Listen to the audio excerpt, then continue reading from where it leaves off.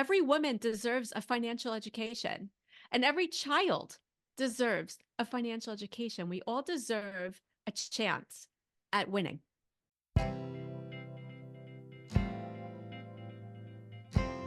Today's partnership is with Plain Products. If you've been around for any length of time, you know that I love Plain Products. Plain Products are bath, shower, skincare, and hair products that have natural ingredients, are safe for color-treated hair, they are vegan and cruelty-free, and they are kid-safe. The company has carbon-neutral shipping, they are reducing single-use plastics, and they are transparent with their ingredients and processes. You guys, this is a complete system. You order your Plain products, you use your Plain products, you rinse out and send back Plain products in the aluminum bottles and the cardboard boxes that they originally sent to you using a prepaid shipping label. It really couldn't be more easy to participate in sustainability. You guys, it is so easy to get started with Plain products. Click my link in the notes below and use code Jill20 at checkout to get 20% off your entire order site-wide. P.S. You can use that code for every order that you make. Now on to the show. Eileen, thank you so much for coming on the podcast. I would love for you to introduce yourself to our audience and let us know who you are, maybe where you're from, and what you're all about. Well, Jill, thank you so much for having me today. I'm so excited because I absolutely love talking about money. And I am the money coach for high achieving moms.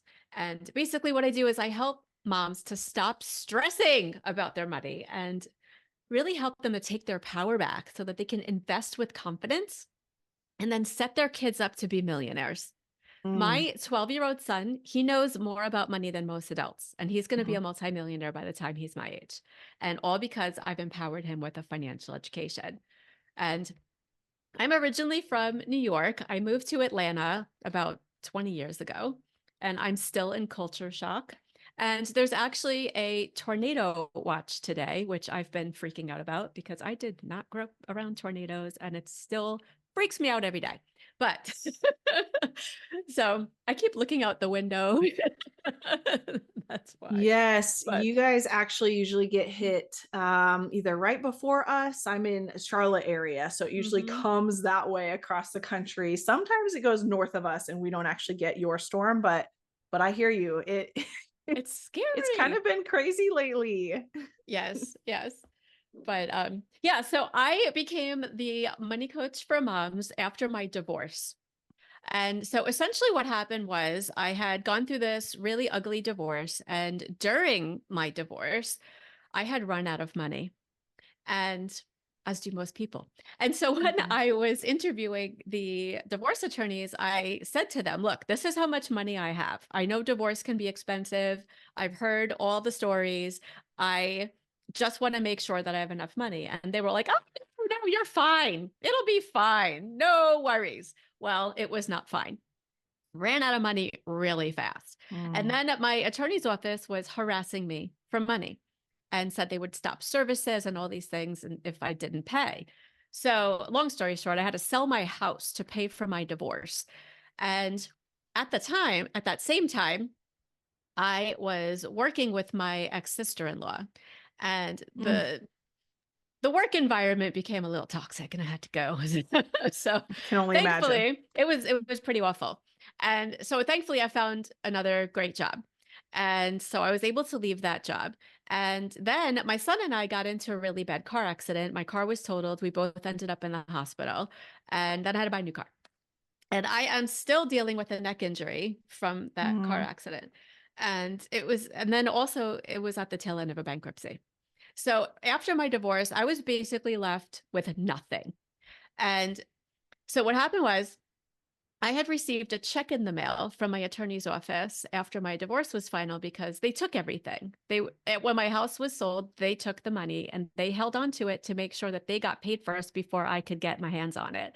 And so at the end of the day, I was left with $347 to my name. So now I'm a single mom with a 5-year-old and $347, got to find a new house, new job, new car, start all over. And it sounds like a really bad country song. Right. Or a good one. I don't know. but that was my life. And so, around that time, I was just kind of stuck to the bathroom floor in the fetal position, crying a lot and trying to figure out, what am I going to do? What am I going to do? What am I going to do? And thanks to my support team that I created around myself, my therapist, I got a life coach, I got all these coaches and support from friends and all the things, I was able to pick myself up, dust myself off, and say, okay, I just got to keep moving forward.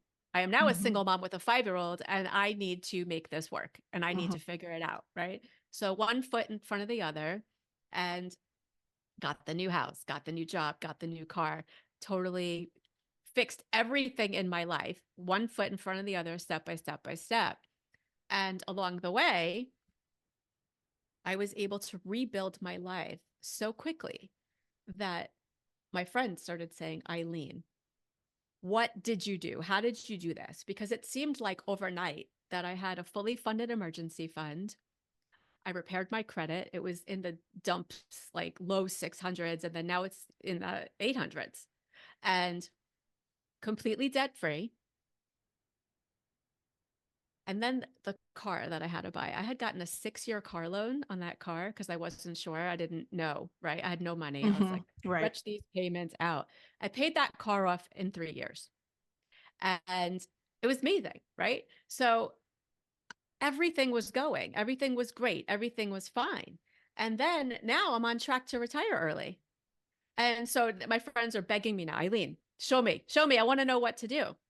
So I just showed them all the things that I was doing and step by step what I did to basically repair my life. And then they started getting the same results as me. And my son, he's watching this whole thing, and I'm teaching him too. And I'm saying, look, you need to learn about money. We don't learn about this stuff in school. You need to learn about money, right? They don't teach money in school. We didn't learn it when we were kids. Our kids aren't learning it now. And it's a disaster. Our country is in a financial disaster right now Mm. because of this, right? Even the people in power, they didn't learn about it in school either. Right. And so that's why our country is in trillions of dollars of debt. People are in $1 trillion of credit card debt, auto loans, all that. It's in the trillions, which you can't even fathom. You don't even know how many zeros that Mhm. is, right? And all because we don't learn about this stuff in school. And so that's kind of how I became the money coach for moms. It was funny. My son was saying one day, he's like, Mommy, you really need to help other moms. You're so good at this. Everyone comes to you and they're always asking you questions. And I know about money. And my teachers ask me questions about money because I start talking about it and they don't know what I'm talking about in school. And, I'm like, you know what? You're right. You're right. Every woman deserves a financial education, and every child deserves a financial education. We all deserve a chance at winning. Yeah. You legit hit rock bottom in so many areas. I mean, number one, finances, but emotionally and just in material, you had nothing, especially. And then you Yeah. think about a bodily injury. I think what's so interesting too, and I see this in a lot of mamas, is that resilience and that fight just comes out, right? Yeah. Failure is not an option for a mama. It is not. It is like, okay, I've got my 5-year-old. I have got to find a way to make this work, and I will find a way. So when you started, you had a career before your divorce. Yes. Was your husband the one that usually did the finances in the family? I did them. You did them. Okay. Yeah. And It's so interesting then, because most men normally do yeah. the finances. Mhm. Yeah. And then just the divorce, the expense of the divorce is just what took all of it. It was the expense of the divorce and then finding out that this was a fun one. So my ex, before he was my ex, decided to take out all of his money that was in his 401k and not tell me about it. And then maxed out all Mm. his credit cards and took out all these other loans and things. And he was in about $100,000 of debt that I didn't know about until we went to go do our taxes. And that's when I found out on that day. And I broke down into tears. And that was one of the worst days of my life. One of them. There were many after that. But that was just the beginning of the end, Mm. of the financial end. And then the bankruptcy and all of the other things happened after that. And in divorce, I mean, the debt, I guess, is split too. Like in most states, divorce, well, not in most states, maybe, but a lot of states, it's still 50-50 everything. Everything's 50-50. Yeah. Yeah. So here you are with debt you didn't even know about. Yeah. That is so hard. It was tough. It really was. But I had to move on. I had to figure it Yes. out. I couldn't just say, woe is me, and then just be sick about it. You know, Mm-hmm. I had to do something. I had to persevere. I had to also show my son that you don't just crumble and lay down and take it. We're not a speed bump, you know? Right. Yeah. Right. So you get a new job and you start getting back to this financial stability. Where did you learn about financial education from? Was there someone that you went to? Was it something that you were always passionate about? Where did this stem from in you? I was always passionate about it because of the way that I grew up in my household with money. So this is something that's huge. So I want to kind of rewind a little bit and talk about this because this is one of the most important things that everyone needs to know and understand about money. Before you even look at the numbers, you need to understand your own money story. And your money story begins the day you're born. And what happens is when you're born, between the ages of 0 and 7 is when we're learning and we're being conditioned. And that's when we learn how to walk, how to talk, how to live in our society, wherever we live in the world, right? We're conditioned to live where we are, right? And then in regards to money, we're learning. Even though our parents most likely are not sitting down with us and saying, this is what you do with your money, right? We're just learning by watching them and our environment, right? And so growing up for me, my money story was shaped by my parents fighting about money constantly. They both had great jobs. They both were very stable, made a lot of money, so it seemed, from where we lived, and we were I was brought up in a very affluent area, and we seemed to be okay, you know. But they were always fighting about it, screaming. And my Mm. mom, it turns out she was a spender. So she was the one that always just shop, shop, shop till you drop, max out the credit cards, and then complained about the bills when they showed up. And then my dad, he was also a spender and he had a gambling addiction. So the money would come in and it would immediately be gone. And he cleaned out all of their retirement accounts. Anytime they would get money, it would just be gone. It would go to the casino. And so my sister and I, we learned money is bad. Money causes Mm-hmm. fights. We don't talk about money because if you Mm-hmm. do, forget about it. It's just that, holes will be punched in walls, furniture will be thrown. Just ignore it. It's better to ignore it, right? And then if you ask for something, my mom would say, no, we don't have the money for that. Or money doesn't grow on trees, or all these Mm. negative connotations about money. And so that's how my sister and I grew up is, you get money, you spend it. You get money, get rid of it, you know? And we weren't sat down and taught this is what you do with your money when you get paid. You save it, you invest it, you share it with people and all these other things that are so important about money that is not taught. And so that's how most people grow up. Unless you're really fortunate and you have someone teaching you, which is rare. It's very rare. And for the most part, the people that come to me, my clients, they come to me with money trauma, right? Mm. Everyone's got money trauma because of your money story. And I remember my son and I, we were talking about money and we were at the store and he said to me, Mommy, people who have lots of money are mean and greedy.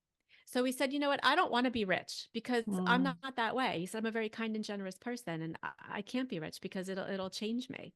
And I looked at him and I said, where did you hear that? I never said that. Those words have never crossed my lips. And he says to me, Mommy, I heard it on a cartoon. And then, of course, Wow. I asked which one and I started Wow. grilling him about it. But, and I was like, okay, so, it's everywhere.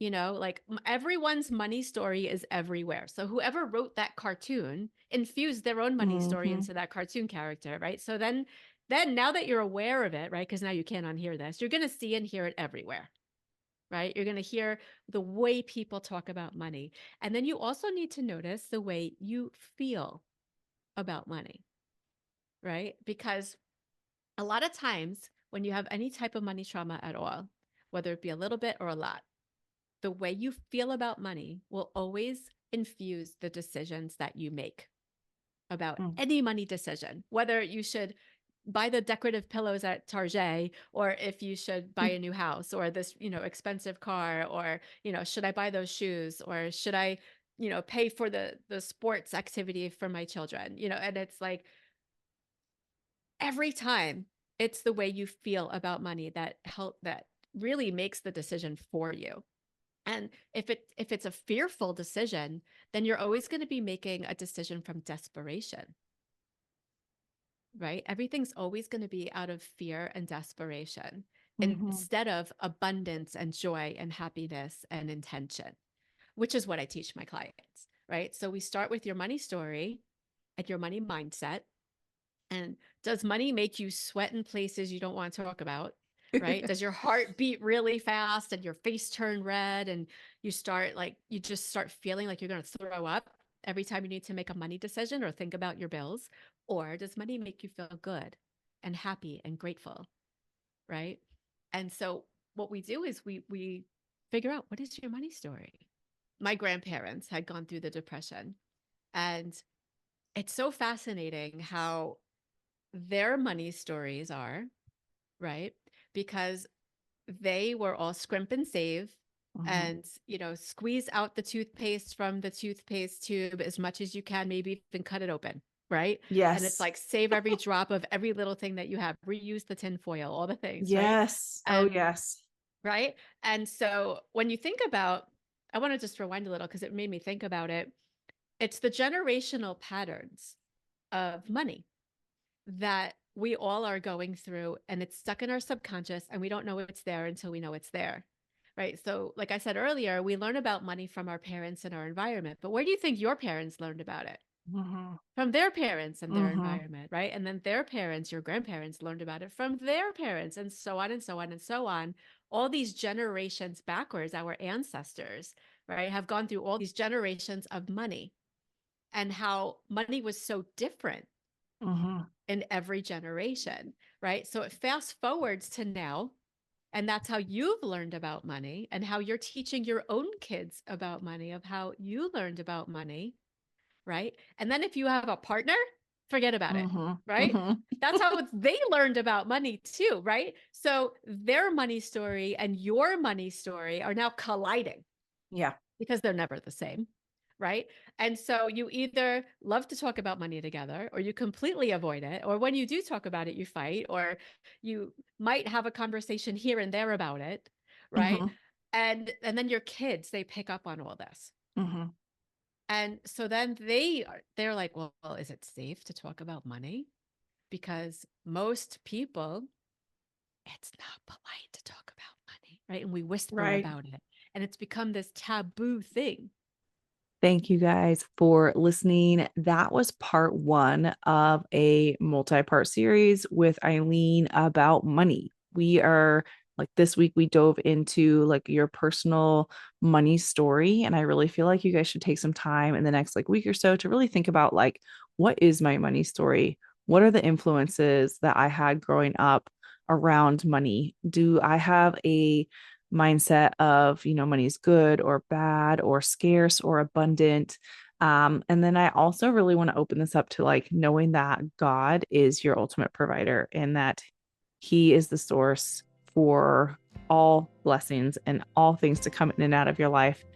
And I'd love to just dwell on that thought, that He is the God of abundance and not of scarcity. I think a lot of us do have this scarcity mindset when it comes to money. I know I do, and it sometimes is a very much real struggle. But I'm excited to unpack this over the next couple of weeks, and I hope to see you next week.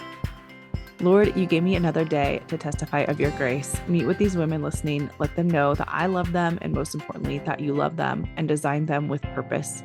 You gave it all, and it's paid in full. Your mercies are new to us every day, and that is why I owe you my praise. Thank you and amen. Now to Him who's able to do immeasurably more than all we ask or imagine, according to His purpose that is at work within us, to Him be glory in the church and in Christ Jesus throughout all generations, forever and ever. Amen.